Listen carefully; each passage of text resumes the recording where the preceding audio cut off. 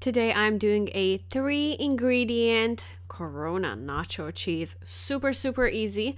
We're gonna use half of the Philadelphia cream cheese because I'm only making this for one person. If you're gonna make it for two, use the whole thing. And then I also got Mexican 4-cheese mix, some tortilla chips, and of course the star of the show, Corona.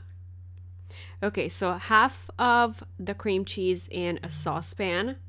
If I be honest, I think you can use any other kind of beer that's not dark because it's pretty much going to be the same flavor. And for the cheese, I'm adding about 1 cup, nice and cheesy. All right, melting this on a low heat so it doesn't burn. And I'm going to melt this until it's creamy, and then we can add the Corona. It's becoming cheesy. And to this, I'm going to add 1/3 of the beer.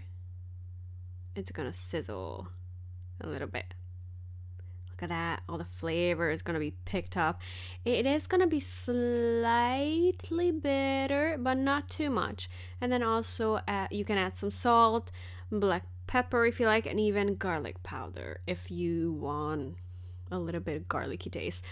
I just wanted that beer flavor to really come through, so I only added salt, and then we're done.